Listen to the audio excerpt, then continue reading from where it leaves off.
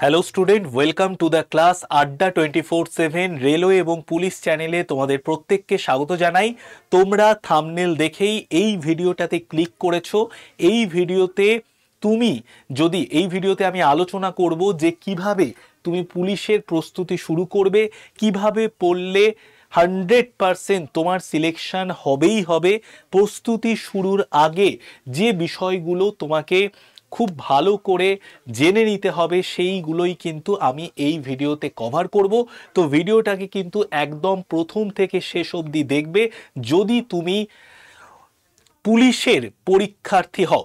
ওকে, তো দেখো প্রথমে আমি কি কি বিষয় নিয়ে আলোচনা করব, এই ভিডিওতে কি কি বিষয় নিয়ে আলোচনা করব সেটা আগে তোমাদের জানিয়ে দিই। সিলেবাস নিয়ে আলোচনা করব, প্রস্তুতির প্রাথমিক পর্যায়ে তোমাকে কি কি বিষয়গুলোর ওপর নজর দিতে হবে সেটা নিয়ে আলোচনা করব। যে ভুলগুলো করা চলবে না, প্রচুর পরীক্ষার্থীরা আছে কিন্তু যারা বারবার, একদম নতুন পরীক্ষার্থী যারা, তারা কিন্তু বারবার অনেক কিছু ভুল করে। তো সেই ভুলগুলো তুমি করা চলবে না তোমার। সেই ভুলগুলো যাতে তুমি না করো তার জন্য তোমাকে আমি সচেতন করে দেব। কবে থেকে তুমি মাঠে যাওয়া শুরু করবে, কারণ পুলিশের পরীক্ষার্থী মানেই কিন্তু তোমাকে মাঠ পাস করতে হবে। তো তার জন্য মাঠে গিয়ে দৌড়োদৌড়ি ছুটোছুটি করা কবে থেকে তুমি স্টার্ট করবে। সারা দিনে সব শেষে পরীক্ষার্থীদের মনে যে প্রশ্নটা থাকে, স্যার আমাকে দিনে কত ঘন্টা করে পড়াশুনো করতে হবে, তো সারা দিনে কত ঘন্টা পড়াশুনো করতে হবে। এই যে চারটে সিলেবাস, প্রস্তুতির প্রাথমিক পর্যায়, যে ভুলগুলো পুলিশের পরীক্ষার্থীদের করা চলবে না, এবং কবে থেকে তুমি মাঠে যাওয়া শুরু করবে, দিনে কত ঘন্টা পড়াশুনো করবে, এই সমস্ত বিষয় নিয়েই কিন্তু এই ভিডিওতে আলোচনা করব। তো প্রথম থেকে শেষ অবধি তোমাদের দেখতে হবে। এইবার আমরা প্রথমে যেটাই চলে আসি, সিলেবাসে চলে আসি। তো সিলেবাসে ক্লিক করে দিলাম। দেখো সিলেবাস বেরিয়ে গেছে। সিলেবাসে কি আছে? সিলেবাসে দেখো ম্যাথ আছে, রিজনিং আছে, জিকে জিএস আছে, আর ইংলিশ আছে। এইবার দেখো তুমি যদি একটু ভালো করে দেখো, এই চারটেই হচ্ছে আমাদের পিলার সাবজেক্ট। তার মধ্যে দেখো ম্যাথ আর রিজনিং, এই ম্যাথ আর রিজনিং এর যে পোর্শনটা আছে, এই পোর্শনটাকে যদি তুমি ভালো করে একবার রপ্ত করে নিতে পারো, তুমি সিলেকশন পাবেই পাবে। তো তার জন্য প্রথম থেকেই ম্যাথ আর রিজনিং এর ওপর গুরুত্ব দাও। রিজনিং এমন একটা সাবজেক্ট, যে সাবজেক্টটা তুমি ক্লাস 10-এ পড়োনি, 11-এ পড়োনি, 12-এ পড়োনি, কলেজে পড়োনি, কিন্তু কম্পিটিটিভ এক্সামে এসে তোমাকে পড়তে হচ্ছে। তো আমি প্রথমে যেটা তোমাকে বলবো যে রিজনিং এই সাবজেক্টটার ওপর যদি তুমি 3 থেকে 3.5 মাস টাইম দাও, তাহলে কিন্তু রিজনিংয়ে একদম সম্পূর্ণভাবে তুমি দক্ষ হয়ে যাবে। এইবার দেখো ম্যাথ, ম্যাথ কন্টিনিউ তোমাকে চর্চা করতে হবে। কোনো একজন শিক্ষকের কাছ থেকে, তোমাদের শুভময় স্যার আছেন, উনি কিন্তু আমাদের এই চ্যানেলে সোম থেকে শুক্র ডেলি কিন্তু ক্লাস নিচ্ছেন রেলওয়ে পুলিশ চ্যানেলে। তো ওনার ক্লাসগুলো কিন্তু তোমরা ফ্রিতে অ্যাটেন্ড করতে পারবে। আমাদের এই চ্যানেলে প্রতিদিন ক্লাস হচ্ছে। তো ম্যাথটাকে যদি কোনো একজন শিক্ষকের কাছে থেকে তুমি যদি ধীরে ধীরে একদম বেসিক থেকে শিখে নিতে পারো, ম্যাথ নিয়ে যদি সময় কাটাতে পারো, ম্যাথ নিয়ে যদি তুমি প্রতিদিন 1-1.5 ঘন্টা করে চর্চা করো, আস্তে আস্তে কিন্তু ম্যাথ তোমার স্ট্রং হয়ে যাবে, রিজনিং তোমার স্ট্রং হয়ে যাবে। ম্যাথ আর রিজনিং যদি তোমার একবার স্ট্রং হয়ে যায়, তুমি ভেবে নাও যে তোমার প্রায় 60 থেকে 70% সিলেবাস কমপ্লিট। ঠিক আছে, এইবার দেখো ছোটবেলা থেকেই আমরা জিকে জিএসটা মোটামুটি পড়াশুনো করে এসেছি। মাধ্যমিক পরীক্ষায় ভালো রেজাল্ট করেছো, তোমরা উচ্চ মাধ্যমিকে ভালো রেজাল্ট করেছো। দেখো ক্লাস 7 থেকে 10-এর যে আমাদের জিকে জিএস এর বইগুলো আছে, যেমন ধরো হিস্ট্রি, জিওগ্রাফি, তার সাথে সাথে আমাদের ভৌতবিজ্ঞান, জীবনবিজ্ঞান, এই বইগুলোকে ভালো করে তুমি যদি আরেকবার রিভিশন করে দাও, তোমার জিকে জিএস এর যে বেসিক জায়গাটা সেটা কিন্তু স্ট্রং হয়ে যাবে। ইংলিশে ভয় পাওয়ার কিছু নেই। ইংলিশে তুমি যদি একটু নিয়মিত চর্চা করো, চর্চার মধ্যে কন্টিনিউ থাকো, ইংলিশ, রিজনিং আর ম্যাথ, এই 3টে জায়গা যদি কন্টিনিউ একটা প্র্যাকটিসের মধ্যে নিজেকে রাখতে পারো, তুমি কিন্তু সুন্দরভাবে প্রিপেয়ার হয়ে যাবে। ওকে, তো সিলেবাসের মধ্যে আমাদের এই 4টে জিনিসই থাকে। এরপরে আমরা আবার চলে আসি নেক্সট। দেখো নেক্সট হচ্ছে প্রস্তুতির প্রথম পর্ব। মানে আমি ধরে নিচ্ছি তুমি পুলিশের পরীক্ষার্থী হিসেবে জাস্ট প্রিপারেশন শুরু করেছো। তো তোমার জন্য যে বিষয়গুলো জানা দরকার, যে দেখো প্রথমে যদি তুমি পুলিশের পরীক্ষার্থী হয়ে প্রিপারেশন জাস্ট শুরু করো, তার জন্য ক্লাস 7 থেকে 10-এর যে বইগুলো আছে, যে বইগুলো তুমি পড়েছিলে, সেই বইগুলোকে আরেকবার খুঁজে বার করো, ধুলো ঝেড়ে 7 থেকে 10-এর বইগুলো ভালো করে উল্টে পাল্টে আরও একবার রিভিশন দিয়ে দাও, পড়ে নাও, 1-1.5 মাস 2 মাস টাইম দাও 7 থেকে 10-এর বইয়ের ওপর। দেখবে তোমার বেসিক খুব স্ট্রং হয়ে গেছে এবং এই জায়গা থেকে প্রচুর প্রচুর কোশ্চেন, জিকে জিএস থেকে প্রচুর প্রচুর কোশ্চেন, ম্যাথ থেকে প্রচুর কোশ্চেন তুমি কমন পেয়ে যাচ্ছ। তোমার কিন্তু বেসিক খুব স্ট্রং হয়ে যাবে। এইবার দেখো একটা কথা লিখেছি, গোল বুক। গোল বুক মানে দেখো তুমি নিজেকে একটা টার্গেট ফিক্সড করো, মানে টার্গেট দাও। দেখো যে কোনো কর্পোরেট জব যদি তুমি করো, তোমাকে একটা টার্গেট দেবে, এই টার্গেট মানে এই সপ্তাহের মধ্যে এতটা তোমাকে অ্যাচিভ করতে হবে।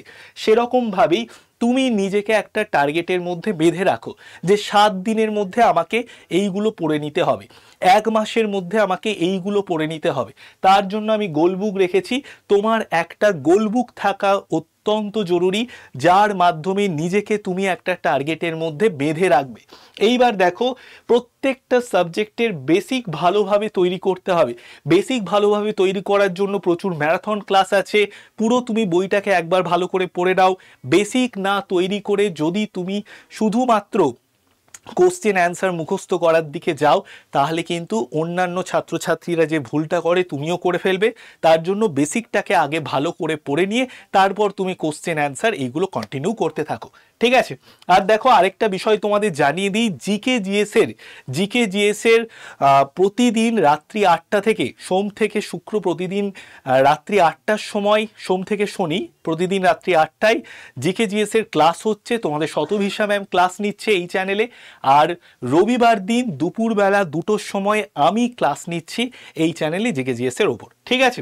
এরপরে দেখো আরেকটা বিষয় যেটা, সেটা হচ্ছে বিগত বছরের প্রশ্নগুলো দেখতে হবে। তুমি যদি কোনো বইয়ের দোকানে যাও, সেখানে গিয়ে যদি WBP কেপির বিগত বছরের কোশ্চেন সেটের বই চাও, দেখবে প্রচুর বাজারে বই আছে, তার সাথে বইয়ের সাথে তুমি কোশ্চেনের সাথে অ্যান্সারও পেয়ে যাবে।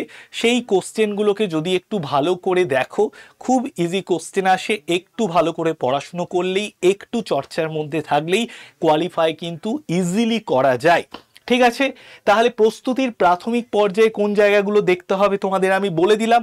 আচ্ছা, এই পিডিএফটা যদি কেউ পেতে চাও বা আমাদের ক্লাসের গুরুত্বপূর্ণ পিডিএফগুলো যদি তোমরা পেতে চাও, তার জন্য আমাদের গ্রুপে যুক্ত হতে পারো।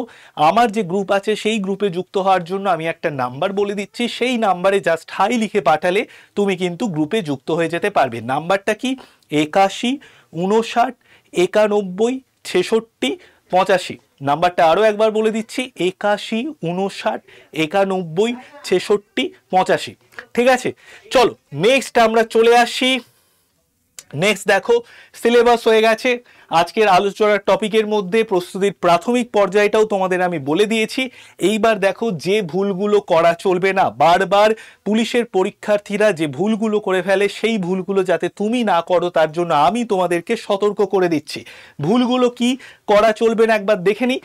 দেখো ভুলগুলো হচ্ছে, দেখো সোশ্যাল মিডিয়া থেকে একটু যত সম্ভব হয় একটু দূরে থাকো। কারণ কি বলো তো, সোশ্যাল মিডিয়াতে বিভিন্ন ধরনের পোস্ট করা হয়, ঠিক আছে? এই সমস্ত পোস্ট দেখে তুমি যে কোনো একটা গ্রুপে যুক্ত হও, সেখানে নোট পাবে, পিডিএফ পাবে, এই ভেবে তারপর সেখানে অনেকটা টাইম নষ্ট হয়ে যায়।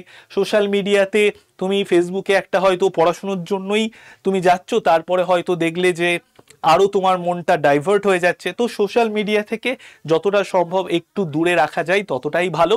একটু টুকটাক দেখে নিলে ফেসবুক, ইনস্টাগ্রাম, হোয়াটসঅ্যাপ, কিন্তু সোশ্যাল মিডিয়া থেকে একটু দূরে থাকলে পড়াশুনোতে কিন্তু তোমার মনটা ভালো রকম বসবে, ঠিক আছে? এইবার দেখো অযথা বেশি গ্রুপে যুক্ত হওয়া যাবে না। পিডিএফ পাওয়ার লোভে বা অন্য কিছুর জন্য তুমি প্রচুর গ্রুপে যুক্ত থাকছো, গ্রুপের মধ্যে প্রচুর মেসেজ আসছে, প্রচুর SMS আসছে, প্রচুর কোশ্চেন আসছে, কিন্তু তোমার আলটিমেটলি পড়াশুনোটা কিন্তু এগোচ্ছে না। প্রচুর তুমি গ্রুপে যুক্ত আছো, প্রচুর নোটিফিকেশান আসছে, কোনটা ছেড়ে কোনটা পড়বে সেটাই বুঝতে পারছো না। তো এই ভুলগুলো কিন্তু বারবার পরীক্ষার্থীরা করে থাকে। যে কোনো একটা গ্রুপে থাকো, অথেন্টিক গ্রুপে থাকো, আর যে বই আছে সেই বই ভালো করে পড়ো, অযথা পিডিএফ এর পেছনে কিন্তু দৌড়িও না, ঠিক আছে। এইবার দেখো, প্রচুর বইপত্র, বই নোটপত্র জোগাড় করে কোনো লাভ নেই। তোমার কাছে প্রচুর বই নোটপত্র আছে, থেকে কি হবে? তুমি যদি পড়ার টাইম না পাও, তোমার কাছে যেগুলো আছে সেগুলোই তুমি ঠিকমতো পড়তে না পারো, তাহলে তোমার কাছে আরও বইপত্র নোট নিয়ে তোমার লাভ কি? তার জন্য প্রচুর বই নোটপত্র জোগাড় করে লাভ নেই। মনে রাখবে, একটা বই 10 বার পড়া অনেক বেটার 10টা বই একবার পড়ার থেকে। ঠিক আছে, তার জন্য যে কোনো একটা সিঙ্গেল বই ভালো করে মন দিয়ে পড়তে থাকো। এইবার দেখো, এই জায়গাটা কিন্তু ভেরি ভেরি ইম্পর্টেন্ট। পুরনো পড়া রিভিশন না করে নতুন নতুন টপিক পড়ে কোনো লাভ নেই। আবারও একবার বলছি, পুরনো পড়া রিভিশন না করে নতুন নতুন টপিক পড়ে কোনো লাভ নেই। তুমি পুরনো পড়াগুলোই রিভিশন করছো না, কিন্তু তার বদলে নতুন নতুন আরো অনেক কিছু পড়তে চাইছো। তোমার পুরনো পড়াগুলোও ভুলে যাচ্ছ, নতুনগুলোও মাথার মধ্যে ঢুকছে না, আস্তে আস্তে কনফিডেন্স হারিয়ে যাচ্ছে। তো দেখো, পুরনো পড়াগুলোকে যত তুমি রিভিশন করতে পারবে ততই কিন্তু তোমার বেসিক স্ট্রং হবে, ততই কিন্তু পরীক্ষার যে কোশ্চেনগুলো, সেই কোশ্চেনগুলো ফেস করলে তুমি রাইট অ্যান্সার দিতে পারবে। তো বারবার রিভিশন দেওয়া উচিত যেগুলো তুমি পড়েছো। ওকে, নেক্সট আমরা চলে আসি। নেক্সট দেখো, আমরা কবে থেকে মাঠে যাওয়া শুরু করবে এটা নিয়ে আমরা আলোচনা করব। দেখো, কবে থেকে মাঠে যাওয়া শুরু করবে?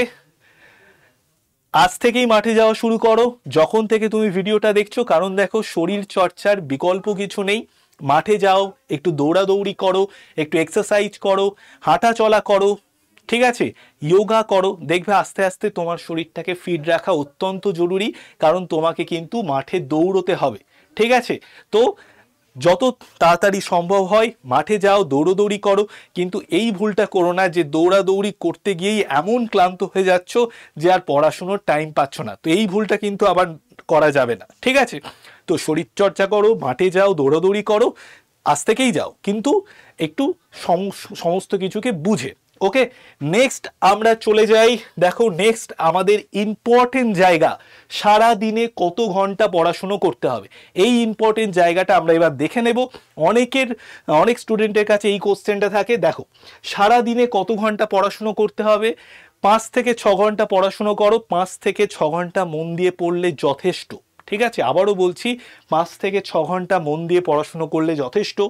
তার সাথে প্রতিদিন যোগা করো, প্রতিদিন মেডিটেশন করো। দেখবে আস্তে আস্তে কিন্তু তোমার মেমোরি কিন্তু বুস্ট হবে, তার সাথে সাথে পড়াশুনোয় মন বসবে, তোমার শরীর ফিট থাকবে। হেলদি খাবার খাও এবং তার সাথে সাথে মাঠে দৌড়োদৌড়ি করো, খেলাধুলো করো, পছন্দের যে খেলাটা, ক্রিকেট হোক, ফুটবল হোক, সেগুলো খেলো এবং তার সাথে সাথে কিন্তু পড়াশুনোটাও জোর কদমে চালিয়ে যাও। তো যারা WBP কেপি পুলিশের পরীক্ষার্থী, তাদের জন্য আমি এই ভিডিওটা বানালাম, কারণ অনেক পরীক্ষার্থী আছে যারা কন্টিনিউ প্রচুর ভুল করে। তো সেই ভুলগুলো যাতে না করে তাদেরকে সতর্ক করার জন্যই কিন্তু এই ভিডিওটা। ওকে, আচ্ছা, এইবার দেখো, যেটা আমি বলবো সেটা হচ্ছে 1 নম্বর, দেখো আমাদের এই চ্যানেলে, রেলওয়ে এবং পুলিশ চ্যানেলে, পুলিশের ইউটিউবে ক্লাস শুরু হয়েছে। আমার ক্লাস থাকছে প্রতি রবিবার দুপুর 2টোর সময়। ঠিক আছে, আচ্ছা, এরপরে দেখো, সোম থেকে শুক্র তোমাদের শুভময় স্যারের ক্লাস থাকছে। শুভময় স্যারের ক্লাস থাকছে প্রত্যেক দিন।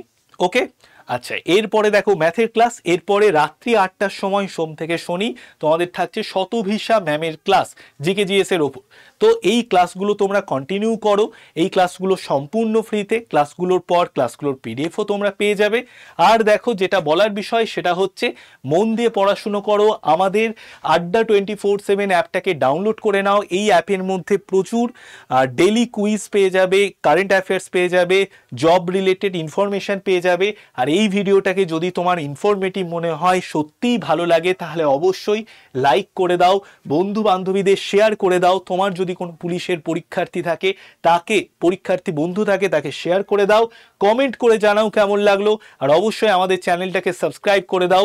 তোমাদের জন্য আমি এই চ্যানেলে প্রায় 12 মাসের একটা ম্যারাথন ক্লাস নিয়ে আসছি কারেন্ট অ্যাফেয়ার্সের ওপর। তো সেই ম্যারাথন ক্লাস যারা দেখতে চাইছো, তারা প্রত্যেকেই কমেন্টে লিখে জানাও।